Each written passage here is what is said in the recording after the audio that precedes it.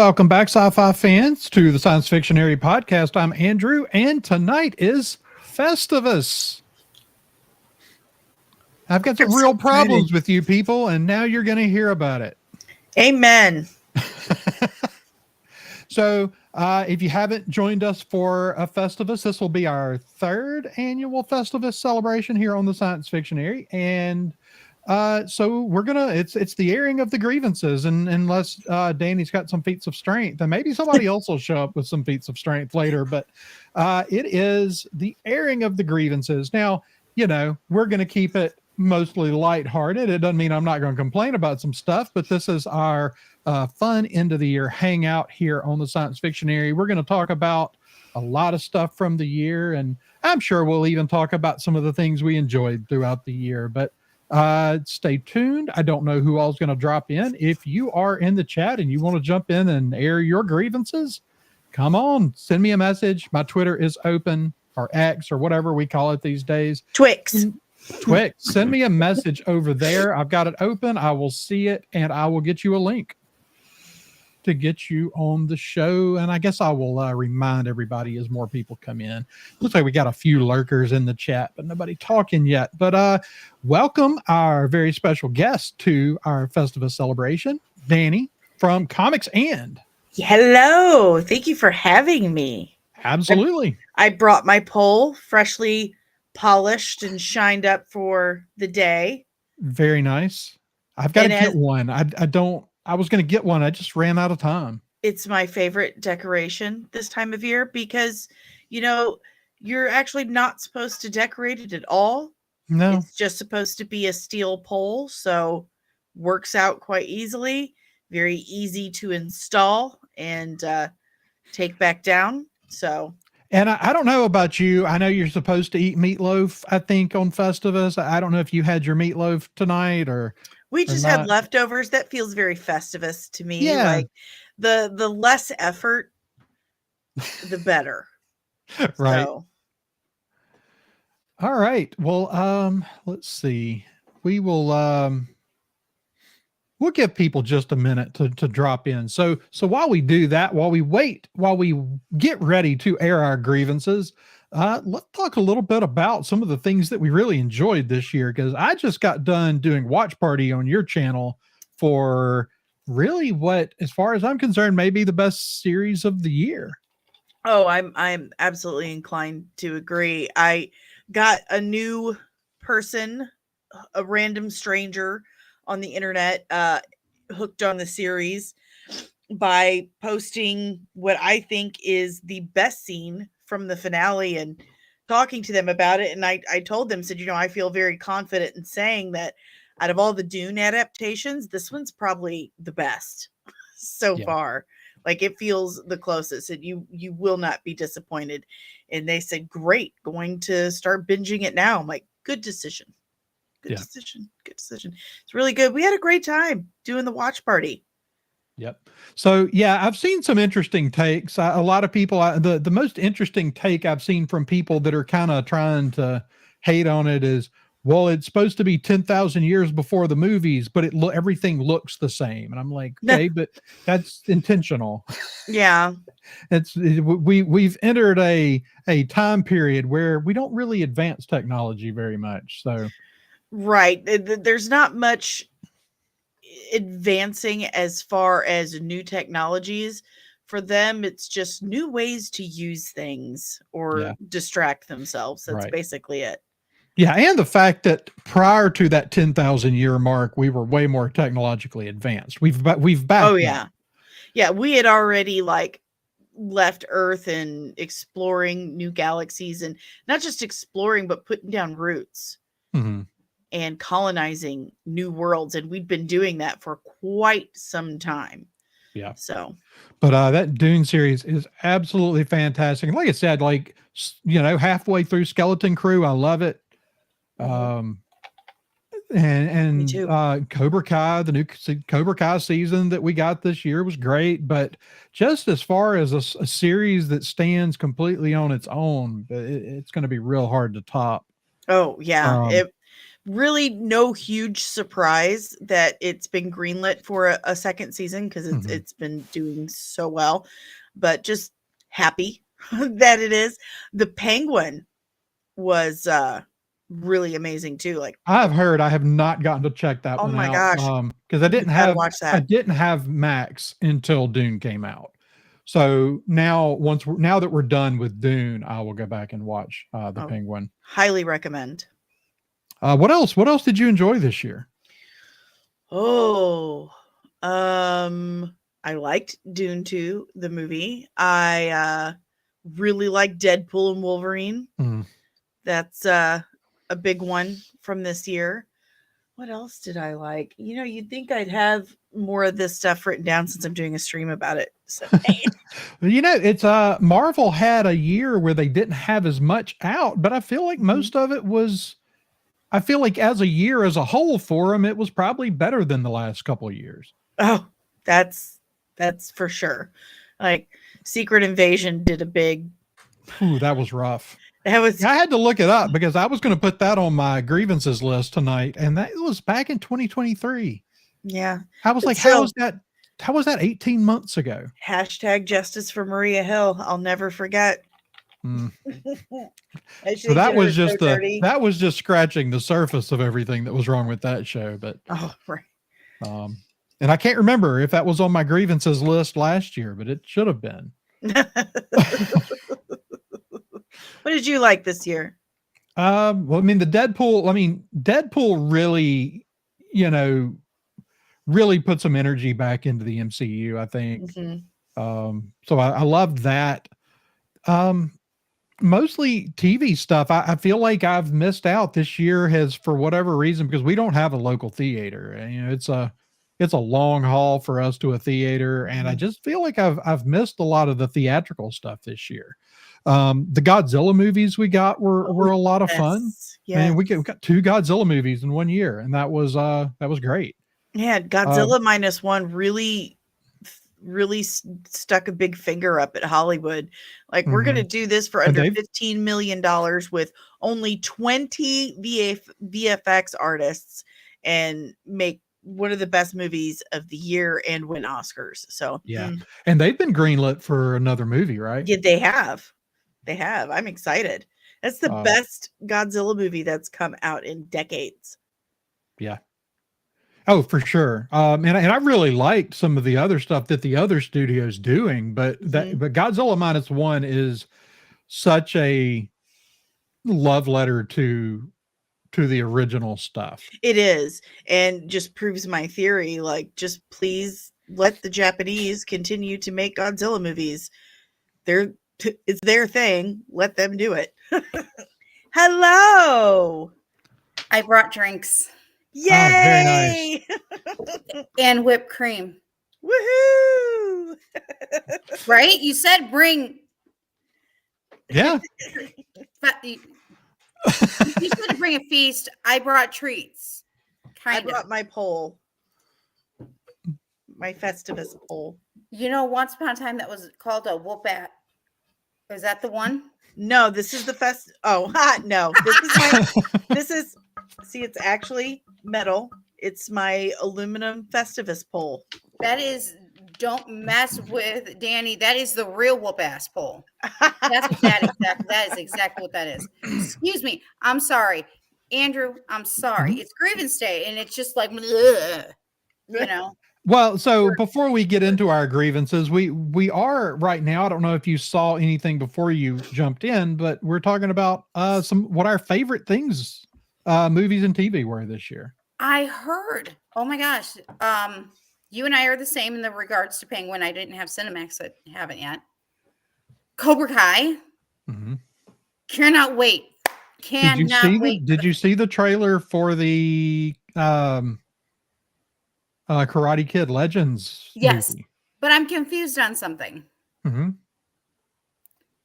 How is this going to work in the same time era? Like, where's his family? Like, you know what I mean? Like, Yeah, and the dojo how- looks like Mr. Miyagi's yeah. place again, like with the cars and everything.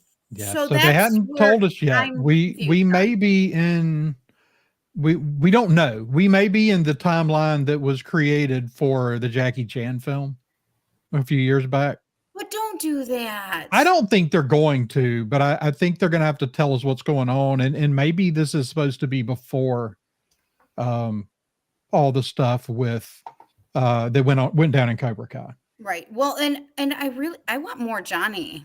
Like, Oh, I think okay, Johnny I needs his own. I think started- Johnny needs his own spinoff movie. exactly. I started that series like not liking Johnny Lawrence, and somehow within one season they made me love Johnny Lawrence.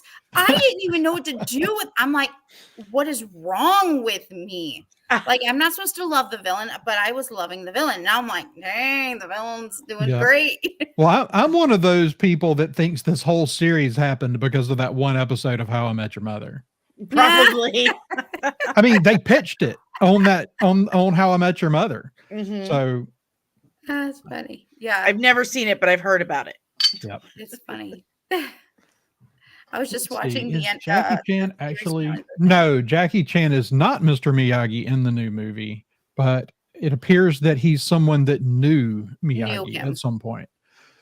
So I don't know exactly how they're going to tie this in, but I am curious to see how they're going to tie it in.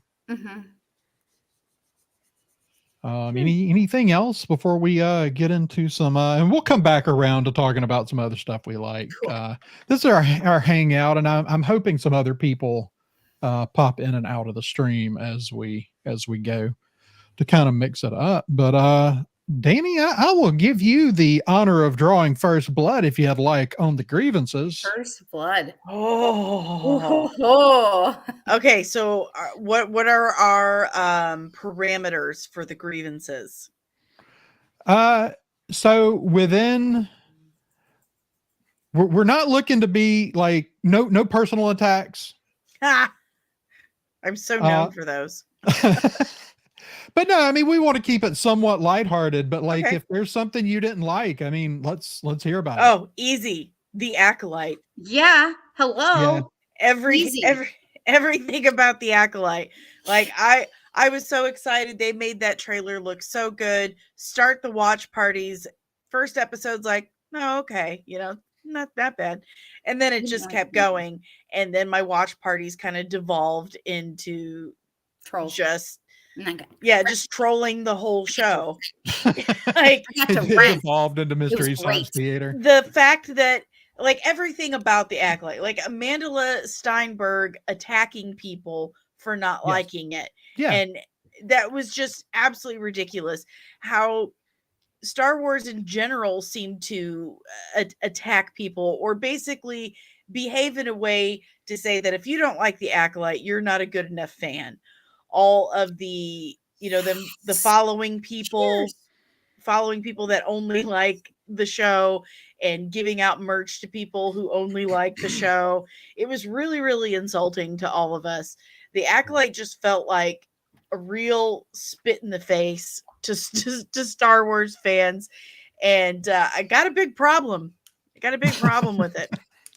Got a big Yeah, problem. and so I'll second it. I mean, Acolyte's at the top of my list. I do want to say hello. I did throw one of Patrick's comments up there, but Patrick and Isaac are both in the chat, and I do think we still have a couple other people lurking over there. So we'll see if anybody else speaks up as we.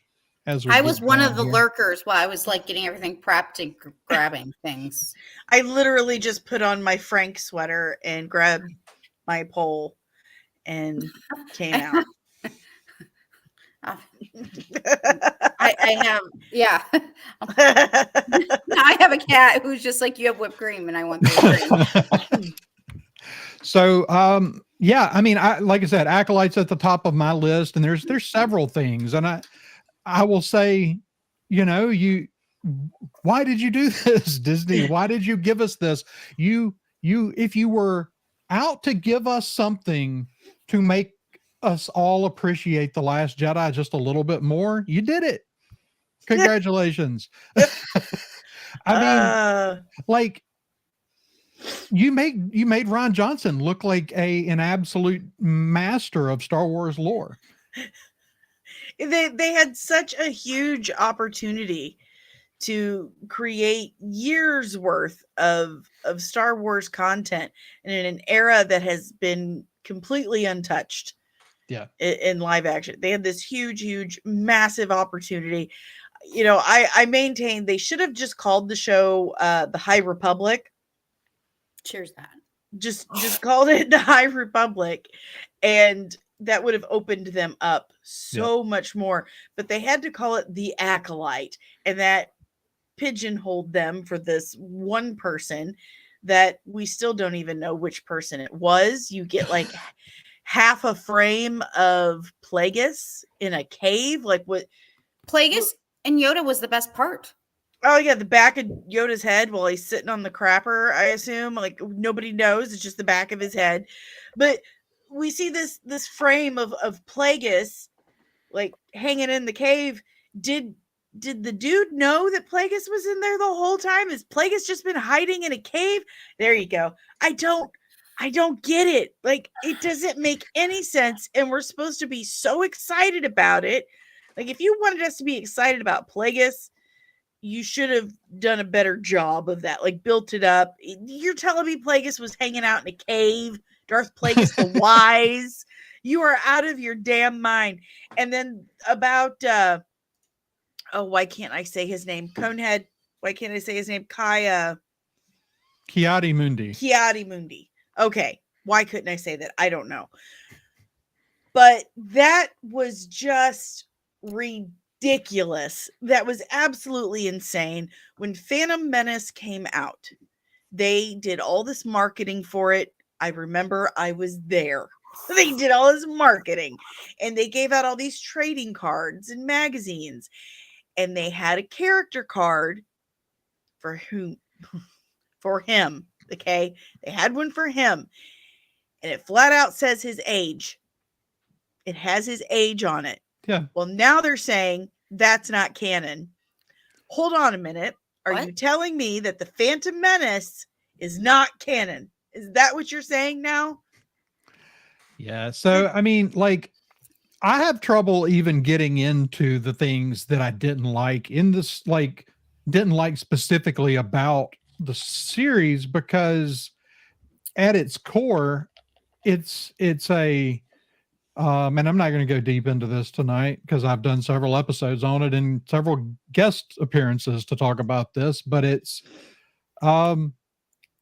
at its very core is a betrayal of what George Lucas wanted young people to take away from Star Wars. Yes. That was the absolute worst part of it. We're not and I just have trouble getting past that and the being told that I'm a terrible person because I have a problem with the show. Exactly. Like they're humanizing and trying to make the Sith relatable when they're supposed to be the ultimate evil. Yeah. Evil. The whole thing about Star Wars is like DC Comics. Good, bad. It's a fairy That's it. tale. Yeah. It's, you know, people forget that Star Wars is a fairy tale. That's right out of George Lucas's mouth. And one of the hallmarks of a fairy tale is clear cut good and evil. It doesn't mean people can't switch sides, but exactly. We're not supposed to sit there and relate to the bad guy. We're not, it's just not supposed to happen. Oh, it was absolute betrayal. You said it. It's just a betrayal. All right. Nicole, you got anything to add on the Acolyte with your whipped cream there? 100% everything you guys said. I couldn't help myself. I'm just gonna have fun with it. Yeah. Oh. When I don't like something, most people know I will try to find something positive. And I wanted to have a Wookiee, and I got a Wookiee, and then yeah. Oh yeah, that was the other thing. And that's us. Like, even if I don't like a series, I'm gonna, like, you know, on my show, I'm going to try to find something to appreciate. And that's one of the first times I've watched something that I just couldn't find anything to appreciate about it at the end of the day. They spent damn near a year putting that Wookiee in front of every camera they could find. They created press events to show him off. Yeah. Press events to show off the first live action Jedi Wookiee. He was on screen for 1 minute, 35 seconds and gets killed off screen. They had a $200 million budget. Like, if that doesn't Messy. scream money laundering, I don't know what Right. does.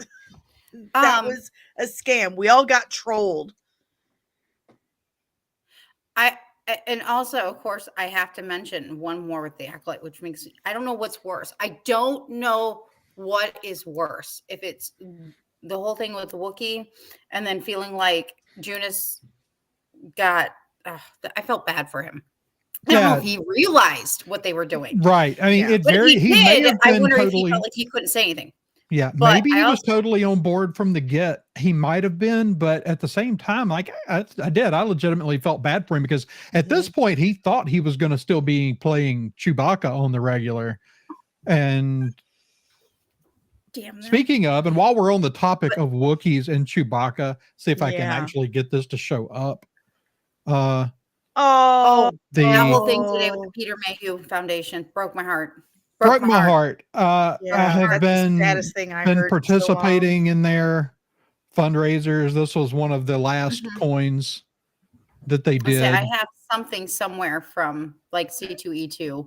Right. Well, they all have these the Wookiee roars their thing. This is they always did these coins to raise money for that, and it's just really sad. That's kind of the end of an era in Star Wars. They were always such a wonderful part of the fandom.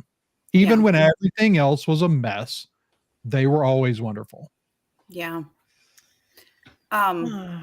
My second and my only other grievance I will say, other than hello, Andrew, too. Yeah.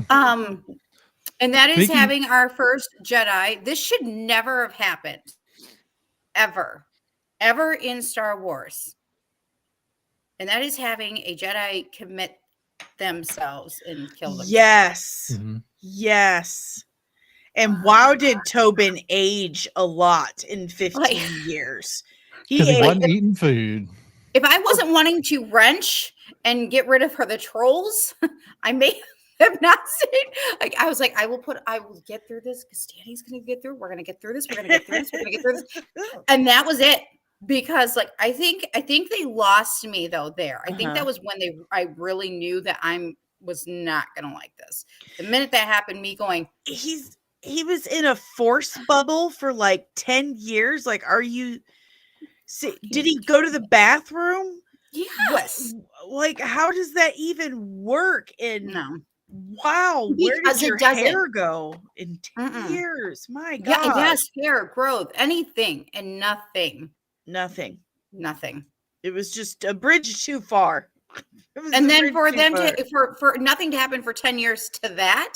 Yeah. That's horrible writing. But then, you know, she shows up and talks him into drinking poison when he did literally nothing wrong. He did nothing wrong, but he's going to put himself in self-imposed isolation, meditation for 10 years and then off himself. Yeah. It made zero sense. Zero. So Spencer and Andrew have joined the chat. So since we got a few more people in here that probably missed the announcement at the beginning of the show, at the top of the show, if you want in to get in here, this is our Festivus celebration, the airing of the grievances. Nicole brought whipped cream. I got oatnog. We've got a poll. I got cookies and stuff. I just got to grab them. Yeah, do it. I've got my X account open. And if you would like a link to jump in the show, just let me know and I will drop you a link. You can let me know here in the chat or you can hit me up on X. I have to still working on that. I still just call it Twitter, but I know who's lingering. Who's lingering? Hi, Scott. Oh, he's been racing. I told him, I said, you should come on. Well, I said, hey, we're doing grievances. And I thought, I'm like, man, I think Scott and I could probably go toe to toe right now. And now, well, all of us could. So, yeah. All right. So let's move on from the Acolyte. We might, who knows, we might come back around to the Acolyte. You never know. Ubaldo is in the chat. Here's the half a peace sign. Okay. That's a full peace sign, but as I say on the use and abuse, that's for the acolyte. That one.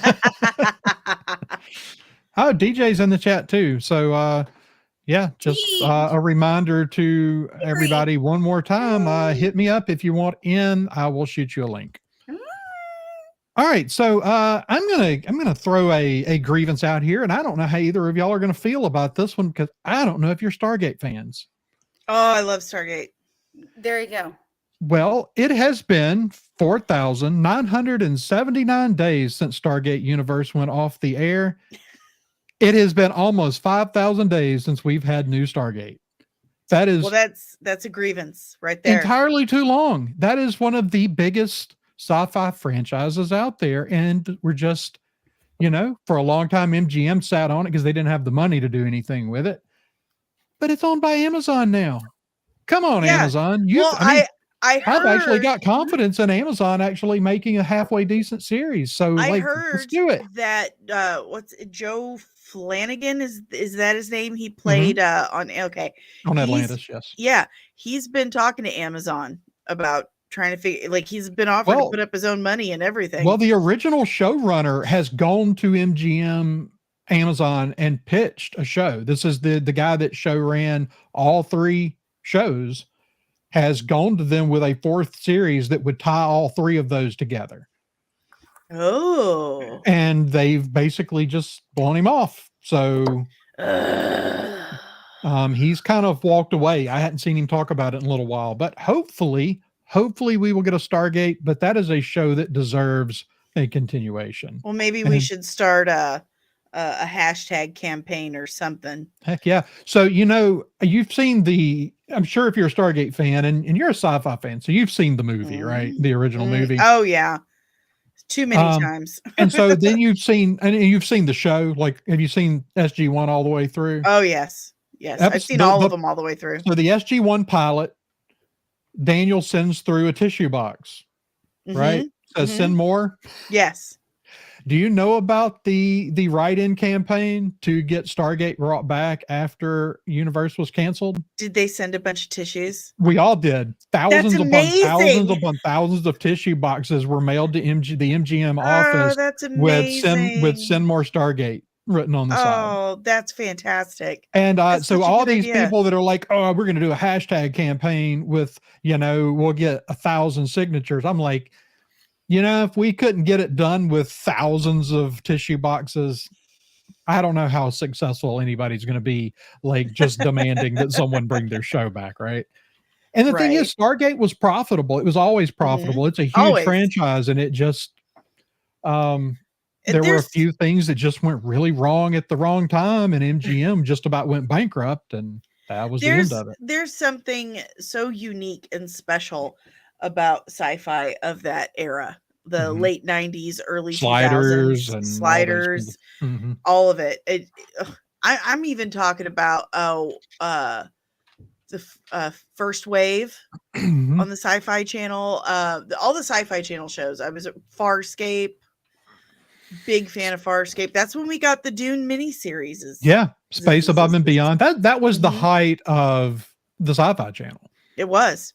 And that was when the networks were running science fiction as well. Like most of them I don't want to see reboots of, but like there were a few that never really got their due. And I don't know if you remember Space Above and Beyond, but I don't remember that one, but I have been I've mentioned to, or I did actually directly mention it to him, but I've tagged Terry Metalis in this all the time. I'm like, you know what? I really feel like Alien Nation needs to come back. I think it would be very relevant. And I mean, come on, Terry Metalis did amazing with Star Trek, Picard, and 12 Monkeys. He knows sci-fi. He does amazing sci-fi. And I even told Brian, I said, look, if I can somehow convince them to bring this show back, I'm going to tell them that you have to do all the makeup. And he's like, sold.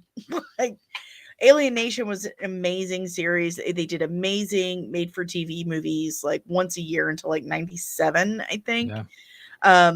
Rocky O'Bannon I mean, Well, come on. there was so much good science fiction in that era. I mean, that's the X-Files era. Oh That's yes. X-Files remains one of the greatest science fiction shows, and I think you can, if you wanted to make an argument that the X-Files is the best science fiction series ever made, I think you can make that argument. Oh yeah, you'd have a very strong argument with that because they pretty much cover all the bases in that show. And their ratings, I mean, go back and I mean, they just nobody wanted to go up against them on Sunday nights. No. Everybody just constantly got out of their way. And they tried to, like, they did the Four Horsemen. They tried to do a show with the Horsemen, and that didn't work out. But Disney is talking about, or they're supposed to be rebooting it. They're doing So that's actually one of my other grievances. Great is- segue. Yeah, Was so not planned. why are we rebooting one of the greatest science fiction shows ever made? You just can't. And their whole pitch is, and I have no issue with diversity, but when your pitch is we're going to remake the X-Files and we're going to make it diverse, it just reeks of Kathleen Kennedy, does it not? Oh, look. She's going to get you. She's going to get you. Yes. And it is Disney. It is. And this is something I have always said, speaking as someone who actually is a minority. You just can't see the parts of me that make me a minority, but I've always felt that representation just for representation's sake isn't representation. That's pandering. That's just trying to make a buck off of someone else feeling alone. That's they make these characters. Yeah, they'll represent you. Have someone up there that looks like you, but it's one dimensional. That's the only thing that we're supposed to know about that character. Like on that, and this is always my example because it's a perfect example. On that Netflix series Lock and Key, they have a double amputee who wears shorts all year round. Like it's snowing outside, he's wearing shorts. Why? Because they don't want us to forget he's an amputee. Because that's the only thing about him. There's nothing else. We know nothing else about him other than he's an amputee. And that's very insulting to me because it sends the message that that's the only thing about me. I'm an amputee. That's all you need to know. Like I have no other wants or desires or dislikes, whatever. I don't have a zodiac sign. Just cripple. There you go. That's my zodiac sign. And it's very insulting. And I can't understand how anyone would not be insulted. Yeah. Get them with the poll. Well, when we're reducing, that's the thing is we're constantly reducing everyone down to just base characteristics. Yeah. And personalities don't matter. It's just, Yeah. Your character doesn't matter. Right. Your choices don't matter. What matters is your skin color or your ability level. So my X-Files grievance, that's all I've got. Is like, why are we rebooting this? Like, it might be great. It's Ryan Coogler. I like Ryan Coogler. Yeah, He's a good filmmaker. He seems to have a respect for the original stuff, but like I said, I think you can make a strong argument that the X-Files is the greatest science fiction series ever made. You got a real uphill battle to win those fans over to something, to a total reboot. And you can't recapture something like that. That's like trying to recapture Beatles mania. It's the cat's already, you already squeezed all the toothpaste out. You can't surprise us again. Yeah. Well, that's the thing. For years, I was one of the people screaming to bring Firefly back. Yeah. And as we've moved further and further away from it, I'm kind of like, I think it's gone. I think it's past. I don't think we can recapture it. We got the Serenity movie and it was good. Mm-hmm. But yeah, it's just one of those things that it had its so time. Now we have this little, this short series and a movie that are practically perfect.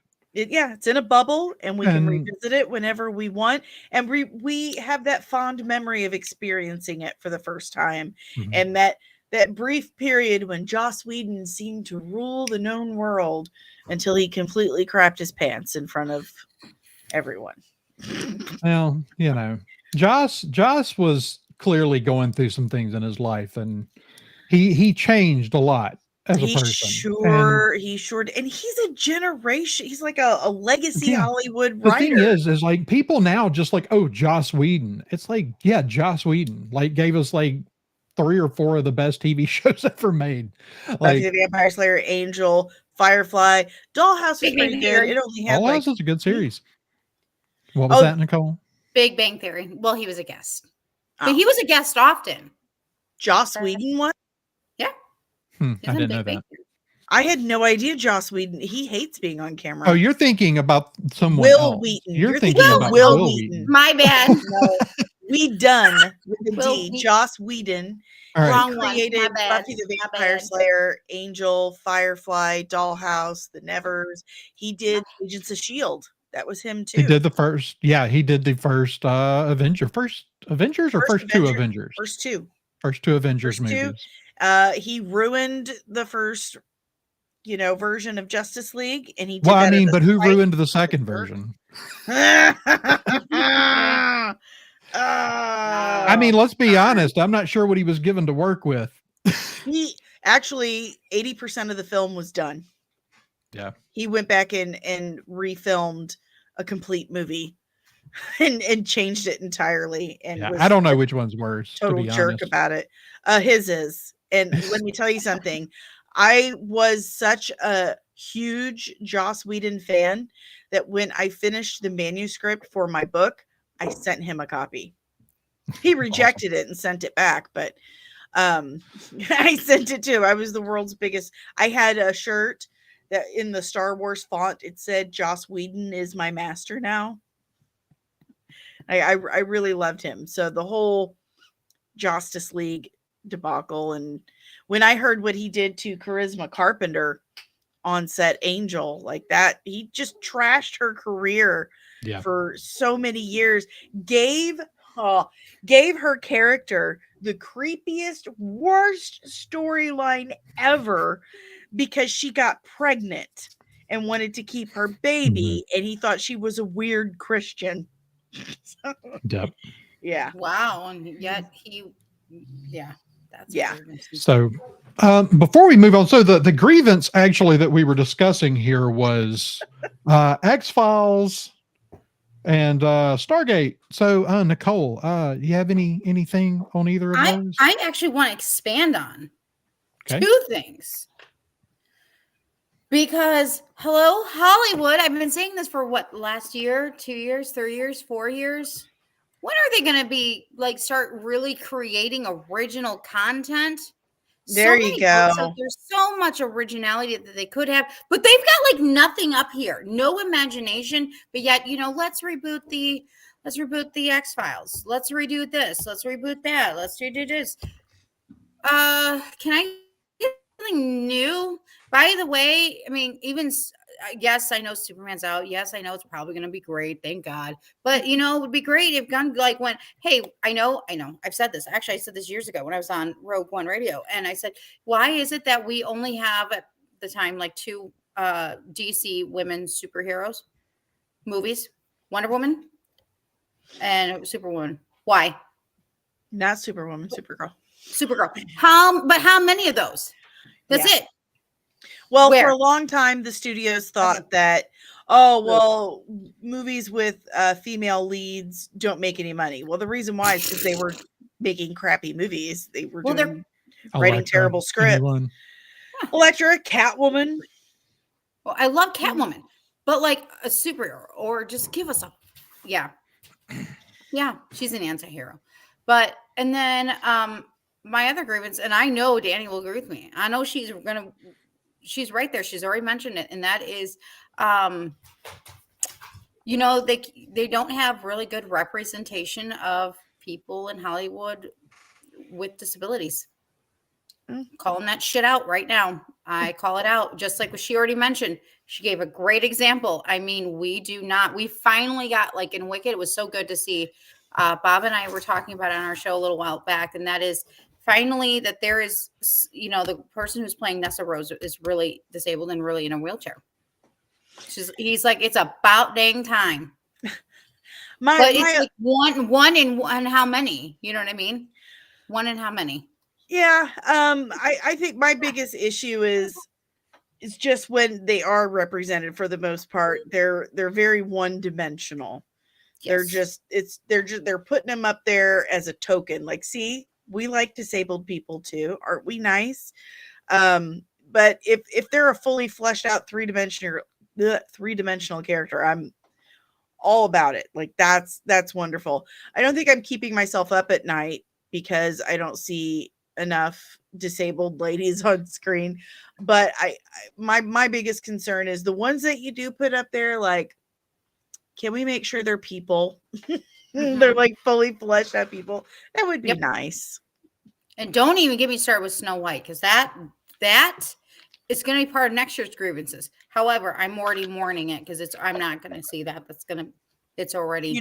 There are so many little people actors still, and Yeah. they just took at Yes. least 7 jobs Yes. away Well, by it, using it CGI. sucks because you have somebody like Warwick Davis who's been fighting so hard for advocacy for people with dwarfism, and then you have this other one who decided Peter to. Dinklage, he was a Yeah. jerk about it. He said it was demeaning. Like, to who?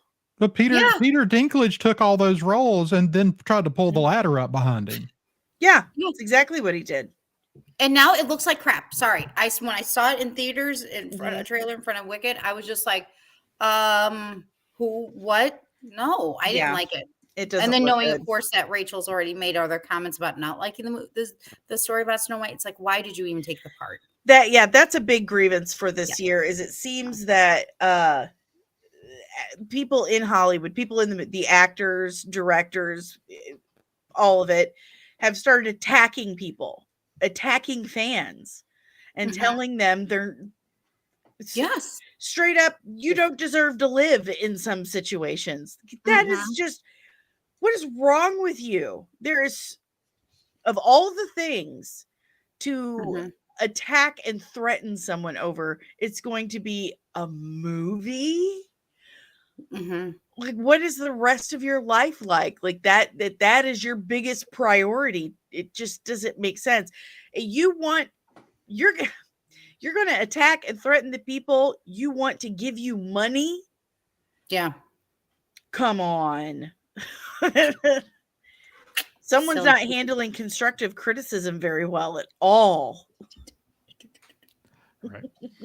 All right. So, Nicole, do you have any like grievance we haven't discussed yet? Because you hadn't thrown one out yet, and I know me and Dan, or I've gone through several because we kind of just like I keep somehow kept. piggybacking off though, you guys, and just making them bigger.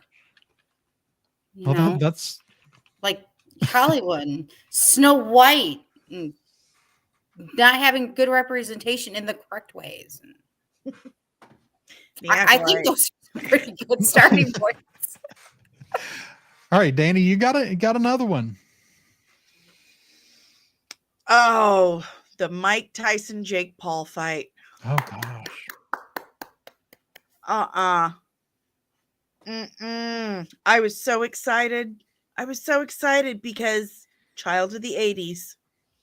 I remember Mike Tyson. Like, he Mhm. was undefeated. He was a force of nature. You could, and this little smart ass, spoiled, rich kid's like, I'm going to fight Mike Tyson. You are 27 years old. He is 60. He hasn't professionally boxed in over 20 years. And you're like, I'm going to fight Mike Tyson. I'm going to pay him $20 million. Mike Tyson looked at him and said, this is going to be an easy 20 million. But little did we know, like, everyone who was excited to watch it and fought through the constant buffering to watch this, Mike Tyson had signed this contract saying he would not go down in the first so many rounds, and he couldn't knock out Jake Paul in the first so many rounds. So it was basically just Jake Paul paying Mike Tyson to let him beat him up on international streaming service. Yeah. And it was just so staged and just so just so depressing and disappointing. It was one of the biggest disappointments for me for the year. Not to mention, are you seriously telling me Netflix was not prepared at all for the amount of people that were going to tune in and watch that? Hey, Like, let's you hope they're didn't. better prepared for the 2 football games they've got on Wednesday. I was No just thinking the kidding. same thing. Like, every 5 seconds, it was maddening to try and get through that because it would just buffer, Yes. and I would have to exit out, go back in. But I am tenacious. I am very tenacious. I'm a dog with a bone. I made it through. And then at first I was like, yeah, come on, Mike. Come on, Mike. He pulled a punch in the second round, and He did. You see it. it's obvious. I mean, he starts to throw it, and he just totally rolls it over, and that was it. Like, you're talking about the man with one of the meanest uppercuts in the history of boxing didn't throw one uppercut. Yeah, exactly. But there was a moment in the second round where he could have knocked Jake Paul out, and Oh, he backed absolutely. off. Absolutely. The whole thing was such a circus. Friggin' Jake Paul coming out in that car with his stupid brother, and the pigeon in a cage to In the Air Tonight. Like, it was so effing ridiculous. The amount of money he spent on that entrance alone, it was so douchey. It was so douchey. And then Mike Tyson just comes out, just walks all the way down. No flash, no nothing. Jake Paul treats boxing like a circus. He He treats it does. like a And the circus. thing is, this was a sanctioned fight. This was an officially sanctioned fight. There were Mhm. bets taken in Vegas. Yes, Like, if there's not lawsuits by the end of there this, should be. I will be absolutely blown away. There absolutely should be. And for That's fraud. his stupid brother, like, Mike's joking around, clearly joking around. Like, what are you gonna do next? And he's like, I guess I'll fight his brother next. And Logan Paul just looks at him. He's like, Mike, I can kill you. Like, oh, really? Really, Logan Paul? And your moldy Lunchables, you're gonna kill Mike Tyson? Sure, we believe you. Can't see. And their mother is just as bad as they are. It's all her fault. She raised a couple of entitled a-holes. I'll whack Yeah. her with my Festivus pole. Ugh. Yeah, Well, Danny, I think you said you've got to take off here in a I second, huh? do. It's 9:30 here, and I did promise some family time. Mm. So I gotta go It's a do good time. that. Yeah, it's a good time of year for that. It You're is, gonna but go do some feats of I strength. always. You're gonna really miss this next topic, though. What's your next topic? Entitled DC fans. You sure you don't want to spend 5 more minutes? Oh, 5 more minutes. boy. 5 more minutes. I'll throw this out there for your topic. That's one of my grievances is the entitled DC fans who decided to really harass me the last couple of weeks and yell at me and call me names, all referring to the fact that I'm a girl in the comic book YouTube community, and that means I'm automatically stupid. So screw those guys. I'm going home. I'm already home, but yeah, no, Was that also the same strand where that one dude talked about your mama? That was a separate one, but yes, it happened. It's happened. Look, I've dealt with stuff about me being a girl for so long. I really have, but lately it's getting really nasty, and it actually kind of surprised me. But people tell me my mom shouldn't have had me, and you missed it because on the last episode of On the Fives, I actually addressed that. I was so mad from the day before. I was still so mad that I talked about it. I was like, really? okay, we got to talk about something so important before I brought on Megan. It was on the 15th. And I said, here, it's not okay. And if you see fans doing, or if you're doing it, stop it. It's not okay. I thought that was complete bullshit. Sorry, I'm going to call it as it is. It is 9:30. It is after 9. Kids should be in bed. Except for sorry, Andrew. Because it's a different time zone. But like, I could not believe it. I'm like, what is this fool even thinking? Like, oh, because you could be hide behind your screen and just write little things. No, like, come on. There was a live stream. Me, Sil, and Carlos got up early this past Thursday, yes, to react to the Superman trailer.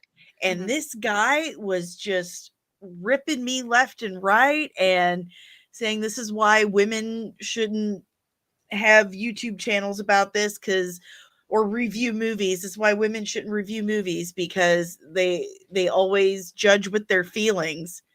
And I was like, well, aren't movies supposed to make you feel things? I'm a woman. What? How dare you? So how dare the father's sperm give you that, make you who you are? Damn it, Danny. But yeah, I'll totally agree with you on the entitled DC fans because that is just my biggest annoyance right now. Yep.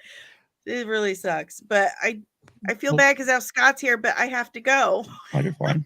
All right. Well, let everybody know where they can find you and what you got coming up real quick before you take off. You can find me right here on YouTube at Comics and Everything. You can find me on literally every single social media platform in existence. Just look up Comics and this face that's probably a little bit more polished with the hair done. And there I am. Come find me. Come talk to me. I've got a live stream coming up this Sunday. It's our last one for the year. Rose going to be with me and Nick from Nickflix. Oh, pardon me. And we are going to be talking about the best and the worst movies and TV shows of 2024. And that's all I got for the year. Yeah. Awesome. Well, thanks for hanging out with us for a while. And we will carry on. But thanks for bringing your Festivus poll. Hey, I polished it just for you. Yay. Just for you. Shined it up real nice. All right, guys. Happy Festivus. And I will talk to you later. Good night, Danny. Good night. Have a Merry Christmas. Merry Christmas. Here's a hut on top of Scott. Oh, well. Whew. That was a close one. Now if I get to speak hut teas, I'd be really good. You could sing that new song, that new version of the Major Tom song, if you could speak Huttese. Interesting. All right. So good. Thanks for jumping in. I think this is the first time you've been on with us. So it is. Absolutely. Thanks for jumping in. Yeah, I mean, I just got done running 50 laps on Forza Motorsports, so nice. It's just in time. I kind of wanted to, as I was trying to get in here and whatnot, I was hearing Danny talk about the fight, and the cool thing was, like, for us, when we started it, a little short of the full event, but when it came time, and I told Kim, I said, you watch, there's going to be an issue just before the big fight, before the headliner, because everybody's going to go, no matter what it is, no matter if people were paying, almost $80 for pay-per-view or $50 for pay-per-view back in the day. They always waited until the main event, a headliner show. That's all they wanted to see. I'm like, you watch, something's going to happen. On our end, all we got was pixelation for a little bit, and then it cleared right up, went back to 4K. So I was really shocked. But I mean, I did a lot of people I saw all over the internet. I'm like, wow, it's crazy.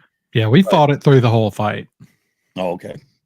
But let's add on to that moment. Do you remember what else was happening at that moment?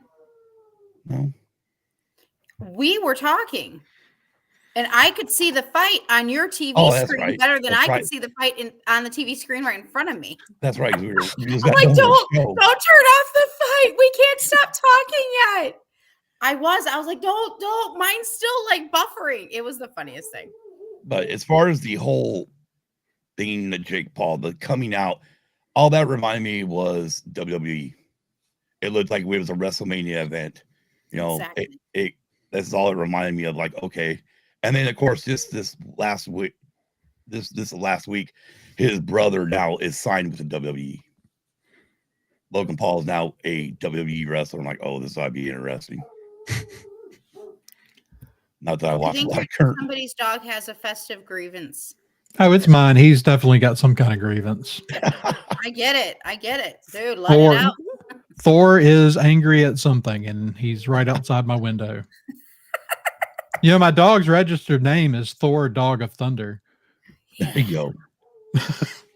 For good reason. For hearing. All right. So Scott, since you just joined us, do you have a grievance you would like to air? I do. It's only one, mainly because I was asking Kim, like, was there anything we didn't like this year that we watched? And she's like, well, we can't count the alcohol because we never watched it. I'm like, I know, right? So we have no. I mean, like listening to y'all talk about it is like, wow, this kind of sounds like Chicago Bears season.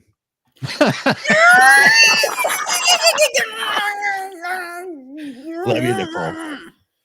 That's my team. That's I my know. grievance. What the crap?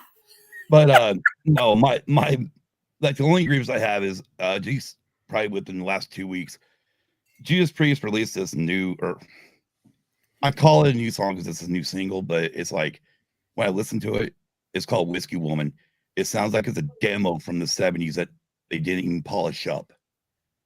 And it's just like I've tried to listen. I listened to it once and went, yeah, you guys could have just kept this on the cutting room floor. Mhm.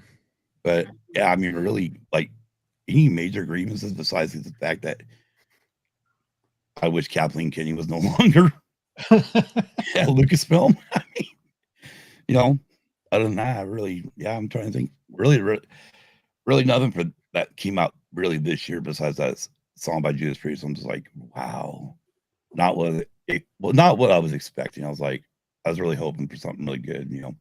Yeah.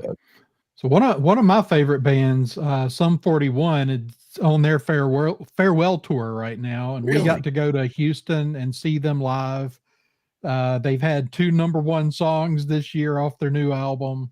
Right on. They have had a killer year.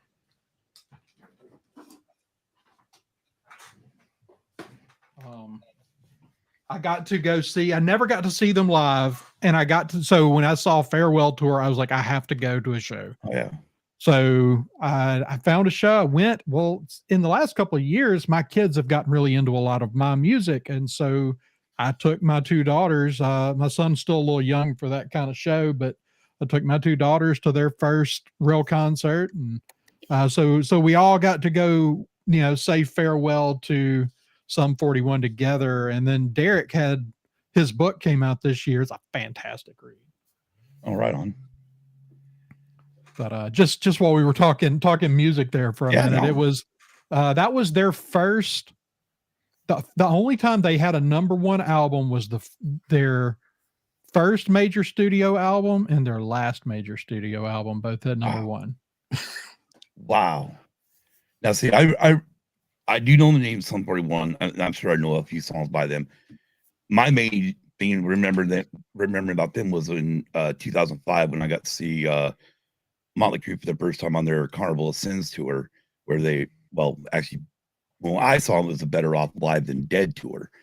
But they talked about how when they come back around in the summer to Sacramento, that Sum 41 was going to be opening for them. I went, oh, that's kind of cool, but I can't get to Sacramento for another show. But I mean, we got to see him there live in Reno, with Motley Crue live in Reno, which was cool. My first concert to ever see him live in like 21 years. I'd been a fan of the band because I lived out in the boondocks and out in the sticks, and trying to get your parents to take you to a concert. It's not fun when your mom's like, well, I don't want to go to the show. I don't want to have to listen to that crap. And I'm like, drop me off. You're too young for that. Really? Okay, fine. The 80s was so different. All right. Well, let's see. Nicole, have you come up with any grievances since I last asked? Scott stole mine. No, I didn't. Brought it up already. I brought it up. My Chicago Bears, my team sucks this year. but not as bad as another one. I believe that they're like the Giants or somebody's worse. But they just suck this year. But they already fired the head coach and they already fired somebody else and all that jazz. And fired is just a word of the year, sadly, among things. But yeah, they suck. And I love them. Well, I mean, I'm a Saints fan. We fired our coach this year When the too. So Saints- Weren't they playing tonight? Yeah, they're playing The Packers. Who's winning? 24-0 Packers. I don't know. I kind of gave up on football season because the Saints were so bad, and both of the Wow. college teams I follow were so bad. However, my Louisiana Tech Bulldogs, my alma mater, they Marshall had to give up their bowl game spot, and Really? there were no other 6-win teams available. Louisiana Tech sitting at 5 wins and about 45 minutes down the road from the bowl got the invite. So my Bulldogs are going bowling. So that's nice. Speaking of, now in my town, my local NIU won their bowl today. So in the final minutes too, it went into overtime twice. Well, if Roe was in the chat, he's gone now. Yeah, we've invoked sports ball. We scared him. And just to answer your question, Nicole, it's actually now 27-0 Green Bay. Okay, so it's who's worse? So the question is, who's worse in stat wise? Is it the Bears or is it the Saints? It's the Saints. The Saints were really bad this year, and they had the number of injuries has been really, really bad. Oof. They early in the season they lost like 2 running backs, their top 2 receivers, quarterback injuries. It's just been a mess. Yeah. But we've been screaming to get rid of that coach since the day they hired him. So hey, I'm wanting to get rid of my coach. What are you talking about?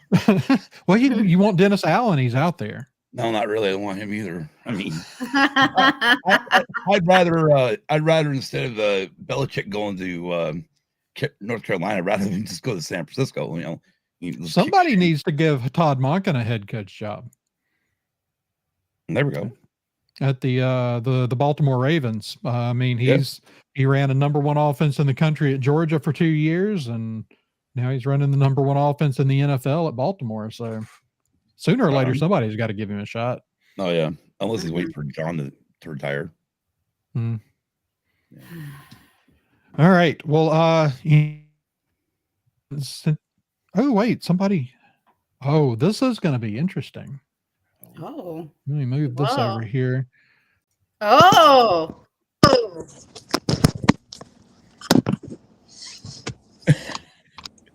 Hello, everybody. Are you in space? I'm in outer space. Space. You're an idiot.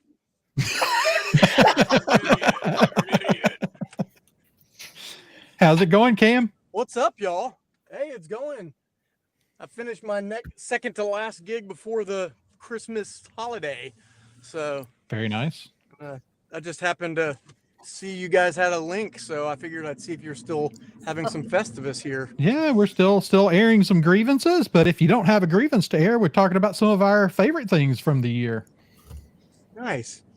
I don't really have any grievances. I have one general grievance, but just the fact that he collected, everybody's lightsabers and was just kind of rude about that. But other than that,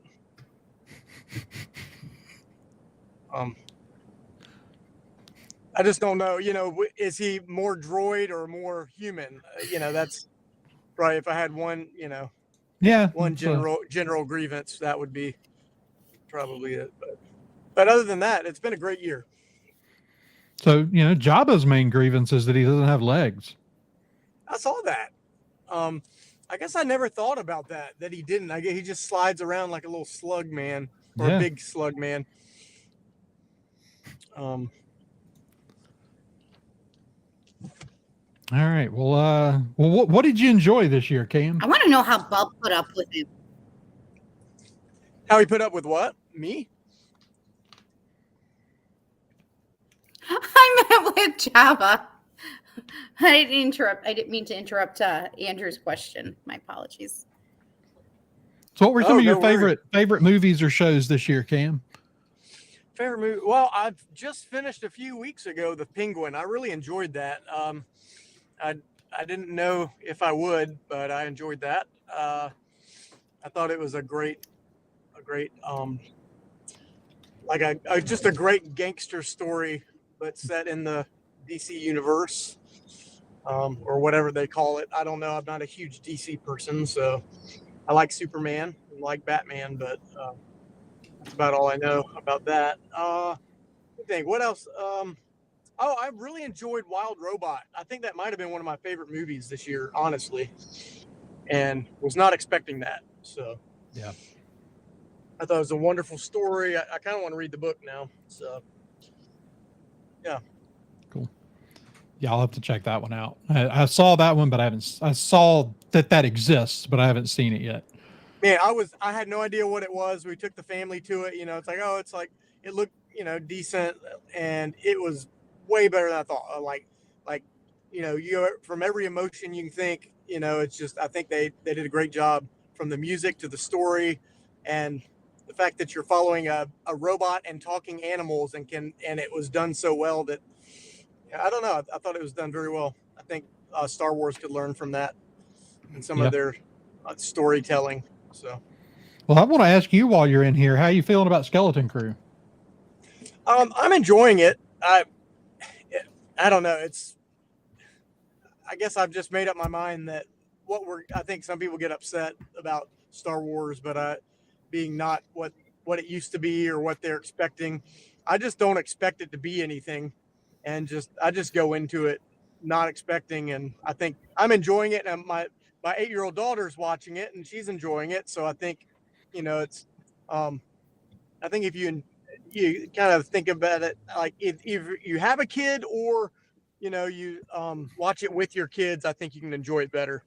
So yeah, I agree. I mean, I watch all it's a that good stuff adventure. with my kids, and I'm enjoying it a lot. And my kids seem to really, really be enjoying it. In fact, my kids said it's their favorite thing since Rebels, and I thought that was pretty high look at praise that. coming There you from go. kids that grew up on Rebels.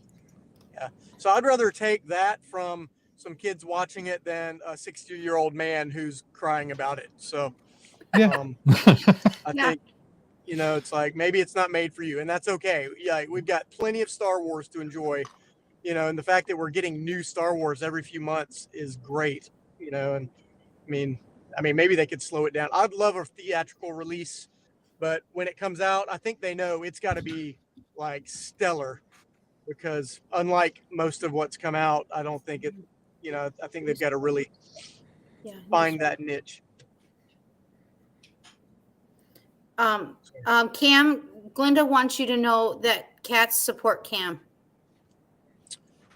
Wow. I thought she wanted to let you know that. You know what? That's crazy. I feel like I don't know. If I had a bigger heart, I would feel something about that and maybe return the sentiment. But honestly, I still hate cats. They're evil. I'm so sorry. You can still I feel like it's okay. something that's being said right now, like trying to cash in on the joy of the season and catch me with my hands tied behind my back. And then next thing I know, I don't have eyeballs because they've scratched them out and eaten them in a little pasta dish, or buried my eyeballs in their litter box filled with poop and cat urine. I don't trust them. Scared her away. It's okay. We love Bub too. Yeah. Good riddance. No, I mean, I'm happy. It's like, I'm happy for people who like cats, I'm happy for you. I love cats and dogs and monkey lizards. Well, I will say, yeah, monkey lizards are very similar to cats. They think that they're in charge, but they're not. They smell bad. There's a lot of similarities. But I have a feeling that Bub and my cats would get along. I think like too. Bub and Alfie and Glinda would like create something to take over the world. I do too. Now I wonder what Alf would think of Bub. They'd get along. You think he wouldn't want to eat monkey lizards? I don't know. I was just maybe not. Oh, Elf. I thought you said Alphaba. Alf. No, Alf. Yeah. I thought you said Elf, like my Alphaba. Like, never mind. Oh no. Yeah, No, Alf, we're gonna because, keep him away from Elf, but let him be near my Elf. Okay. Yeah, I think Yeah. that would be fine. Yeah. All right, so I'm going to throw my next grievance out there, and I had to kind of look like Marvel overall had a pretty good year and seems to be kind of, other than whatever's going on with all these reshoots with Captain America 4, I'm still not sure what's going on there, but Marvel seems to be trying to kind of right the ship. Not that everything they've done's been bad, but Hawkeye is probably still my favorite Marvel series. I think that as far as a TV series, top to bottom, it is the best TV series. As far as what you would normally consider a TV series. Some of the others are good, but they feel like cut up movies more than they feel like a traditional TV series. Yeah. Where is Hawkeye season 2? I mean, obviously Jeremy Renner had the health issues with the snowcat accident, but he's back up and around, and we got introduced to a really fun new character, I thought, in Kate Bishop, and she's coming. But I mean, I want to see them together again. Like, when she comes back, I doubt it's gonna be with him in tow unless they kind of like switch it around. There's in the comics, after Fury moves on from S.H.I.E.L.D., it's Hawkeye becomes the new director. So maybe he's like kind of the one overseeing the Young Avengers, although I'm hearing they're not going to call them the Young Avengers now. They're going to call them Avengers Legacy or something, because most of them are in their 20s now. So I'm hearing that they're walking away from the Young Avengers mantra, but I've been predicting that since WandaVision. But give us a Hawkeye season 2, and please, how many Halloweens do we have to let go by before we give Michael Giacchino another shot at doing something in the Marvel Monsterverse, like Werewolf by Night? Werewolf by Night was such a fun one. It's still one we watch every Halloween now, and I don't know how you hadn't brought that guy back and let him do another short. I have not seen the Werewolf by Night, so if you I'll like have to go check it out. like classic like Universal monster movies, you will really like Werewolf by Night. Okay, I'll check it out. I wasn't sure if it didn't like pique my interest, but yeah, it's definitely a throwback to older monster movies. Okay, I'll give it a shot. And I do like honestly, Hawkeye, though. Yeah, and honestly, there's I don't remember what it was called. Does anybody remember what the behind the scenes for Werewolf by Night was called? Was it Director by Night? I can't remember. So Michael Giacchino's brother is a big time documentary filmmaker, and he followed Michael around while he made Werewolf by Night and made a documentary that they released a few months later. And it's actually really good. I might have enjoyed it more than I did Werewolf by Night, to be honest, because it was such an interesting look at them growing up, making, going out in the backyard and making movies. That's how they both got into this stuff. And Nice. I think there's a lot of us that can kind of relate to that. Anybody have any thoughts on any of that? Any of the Hawkeye, Werewolf by Night, or anything similar? Something you wish Marvel or someone else would get on the ball with giving us a continuation of?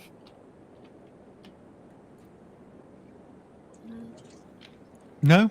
I'm with you on the Hawkeye. I really enjoyed that series. I thought it was well done. I'm ready for Hawkeye season 2. And I also enjoyed the Falcon and Winter Soldier. I think those two were my favorites that have come out.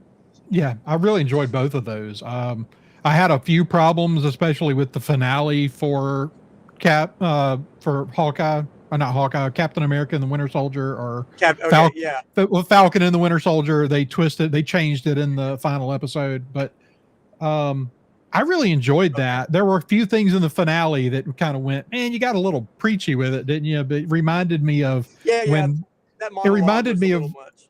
yeah, it reminded me of when faith-based movies like stop the story to share the gospel in the middle of the movie and then try to carry on with it. It's like you kind of ruin the flow of your movie by doing a gospel presentation right in the middle of it. It didn't fit with the story you were telling.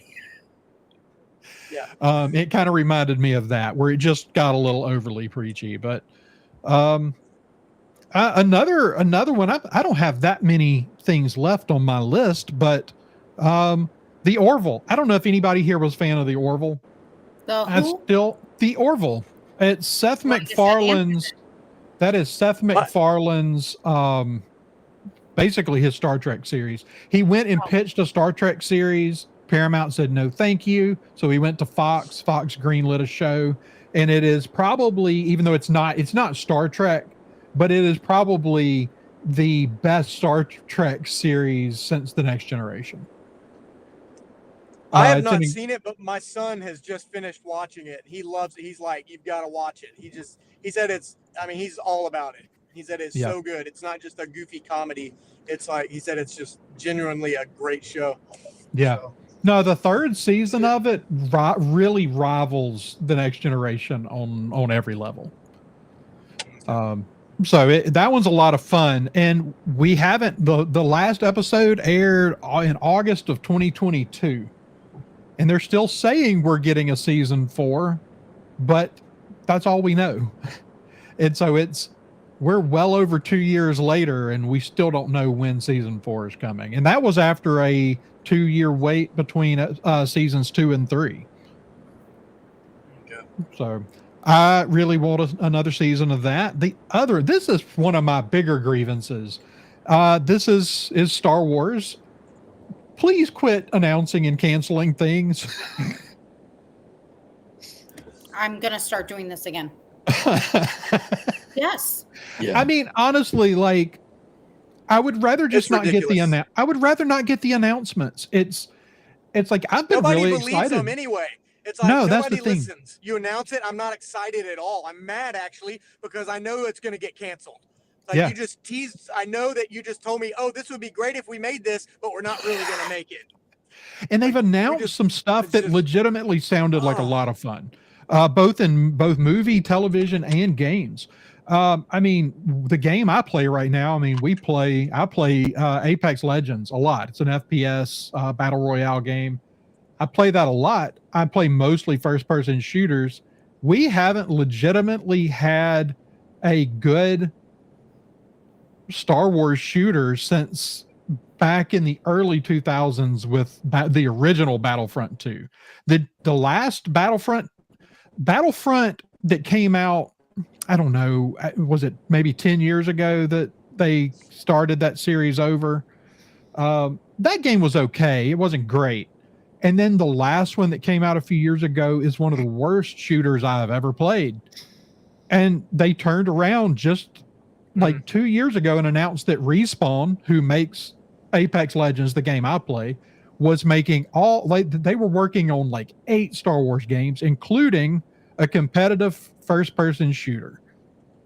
So we had our chance to have our first real, serious, competitive first-person shooter in the Star Wars universe, and they canceled it a couple of months ago.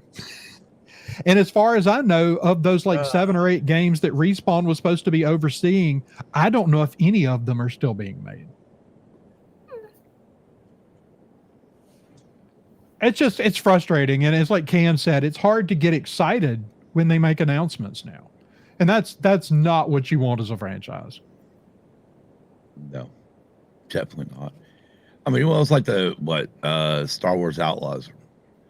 I do pay for Ubisoft Plus, but I'd rather play Avatar than the Star Wars Outlaws game. I played the Outlaws game for half an hour, and I'd rather go back to play Avatar instead. You know, again, there's not been a decent Star Wars game in forever. I mean, as far as these, like a game kind of like that, I mean, I go back to the Force, was it Force Unleashed? Force Unleashed was a good game. 1 and 2. I mean, I enjoyed both of those games. Yeah, and I liked the Jedi Survivor and whatever they called the second one. I'm working on Fallen Order, and then Survivor's the last one that came out. I'm working on them, so yeah. I mean, they've had a few good games, but like going back to Halo 2, I'm a big first person shooter. I mean, it's about all I play other than occasionally playing NCAA or Madden. I play FPS games, and we played, my friends, our clan, we played Halo 2 and Halo 3 like it was a second job. When Halo 3 went away, when Halo Reach came out, I was ranked 3rd in the world with kills with one of the weapons in that game. dang. Yep. And so that's how much we played Halo 3. And then we played Call of Duty, and then the Call of Duty games got bad. And then we played Fortnite because we didn't have anything else. And then Apex Legends came out. We got really into that, and it's still very good, but I would drop that in a heartbeat for a good Star Wars shooter. And while we've had good shooters like the original Battlefront games, they're not really what you would consider a competitive first-person shooter. And actually, now I just remember one other grievance I do have, and you kind of brought it up, Andrew. NCAA, the new football game this year. Wow, EA, thanks for dropping the ball on that. For some of us that like to play franchise mode or whatnot, we like to be able to create a player and have them move into the NFL. But thanks for not giving us that option. Thank you for wasting my time since 2014, wishing that we had a brand new game to be. Now, like next year, I'm not buying it. I'll wait for it to go free on Game Pass so I can play it for free. So I do like a lot of things about the new NCAA, but it does feel a little bit like they sold us a beta version of the game. Yeah, or just another version of Madden. Yeah, I mean the mechanics are pretty different than Madden, but definitely the kickoff, the kicking. Well, the that took a kicking's bit to get used to. Yeah, the kicking's a mess, but Spencer's recommending the new Indiana Jones game, so I have heard good things about that one. Yes, I have. I've heard good things about that one too, and actually, I do have it where I do need to play it. I still prefer the Commodore 64 Temple of Doom Indiana Jones game. So very nice, very nice. Nice. Cool. That's the last game I've played, so I'm sticking with it. No, I spent a lot of time playing a Commodore 64. Same here. Some good stuff on there, man. The Commodore and do what? You said with the Commodores crooning in the back? No. Get it? The Commodores? Yeah, I get it, but no. Oh yeah. No, the Commodore 64 was a great gaming system. It was. I mean, obviously, that's not what it was built for, but it's what we used it for. Exactly. Tear up some Qbert, let me tell you. Oh, yeah. I played a lot of Defender. Nice. I did a lot of the Olympic games too, but I mean, I think the best thing I enjoyed the most out of the Commodore 64 was going to the Scholastic book things and picking up the ones where you had choose your adventure and you had to type all the code in to I had this game called Might and Magic on there. I loved it. It was awesome. It was one of those where you write whatever you want, whether you're gonna fight them, go left, go right, choose whatever you do, and it was pretty awesome. All right. Well, let's see. Does anybody have another grievance? Because I have actually reached the end of my list for the night.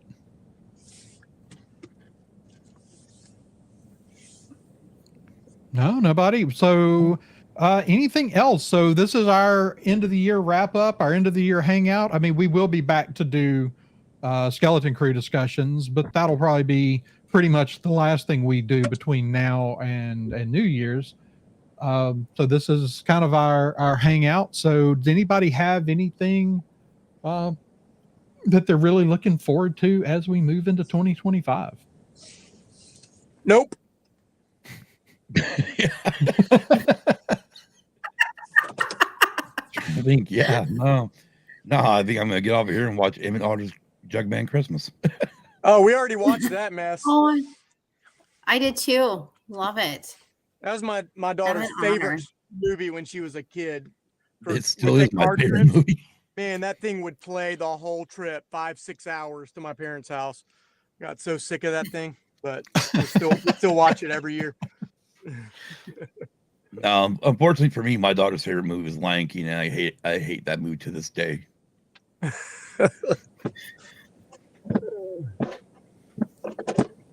Nicole, Emmett Otter or a Star Wars Holiday Special?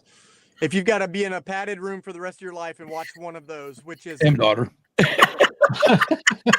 Wow. Wow. I don't know. Wow. Even there's no Mermaya in Emmett Otter. I don't know. No. There's no mind melder or whatever. I would be yanking, trying to figure out how to rip my ears off and make sure I can never hear again, and pop my eyeballs out, just so I don't have to see that Star Wars Holiday Special ever again. I began the red one and I haven't finished it yet. We went to the theater to see it. It was okay, but then it was free to watch like 2 weeks later. I was so mad. Right, it's on Prime. That's a wasted $80. He's like, well, that's why I told my wife, I'm like, hey, isn't that funny? She's like, what? I'm like, this just barely came out in theaters like 2 weeks ago, and now it's already on Prime. Well, they can't wait till the new year because nobody's going to watch a Christmas movie. So they're like, we got to get this thing out to streaming. I'm like, man, we should have just waited. Right. I enjoyed it, but it's a good action. I mean, there's nothing like special about it, but everybody dies at the end. But other than that, I mean, everything was pretty expected. So. You said you had watched it, right? It's like the Rogue One of Christmas movies, then. Yeah. It was pretty crazy. But they all get killed by John McClane. Yeah. They called it Santa lived in the North Scarif. It was weird, but it was interesting. Yeah, for some reason, some dude named Rogue killed them all. Yeah, they rewrote a few things, but. All right, guys. Well, I think that's where we're going to wrap this celebration up for the night. And so this is our third annual Festivus celebration. Thank y'all so much for joining me to talk about what we liked this year, what we didn't, and what we're excited for to come. And oh goodness, I'm getting. So let's see. Nicole or Scott, do y'all either one have anything coming up before the end of the year you want to plug, or? No. I got nothing coming up. Nicole, anything? Red 5 reading or? Yes. Yeah. Yes, actually. So Christmas Day, my episode with Megan and Adam will be dropping for On the Fives. We're not gonna forget the 25th. And last year, the man below me, Mr. Cam Ray, was actually on last year, and I hear he's gonna be on somewhere else on the 25th. And I'm not jealous at all because I had Adam and I had Megan, so you know it kind of makes sense. But then I'm so excited because we're going to get ready to start reading Eruption, and we have so many really good books coming that I could not wait. And whatever else we decide last minute, right, Scott, for Use and Abuse? Yeah. Yeah. And anything crazy with this guy? Yeah. Maybe next week I'll cover Eruption on Use and Abused. Kim. She can't Give hear me. you. She can't hear you. She's working. I know. Oh, I guess I'll be really quick though, just to get Nicole. So Kim got a birthday present. She has had her birthday on the 17th. Turned 50. I was very excited for it. Yeah, well, that was her birthday gift. Yes. From her I hubby. can't wait to see what you got her for Christmas. Yeah. Luckily, Target had that already week before or a couple days before her birthday. You bought I finished Eruption, right? Hey, Yo, Bo, I'll be calling you later. Let's talk about it. Oh, those two little rascal rabbits. All right. Well, Hang thanks out. again to Cam, Nicole, Scott, and Danny, who had to leave early to go do some family things because it's that time of year. So I'm fixing to go do the same and watch maybe watch the Guardians holiday special with the kids before they head off to bed. And thank you to everyone who joined us in the chat tonight. And that's going to do it. So happy Festivus, everybody, and Merry Christmas. And we will catch you very, very soon. May the force be with you. This podcast is a member of the Red 5 Network. For more Red 5 Network podcasts and content creators, visit bio.link/Red5.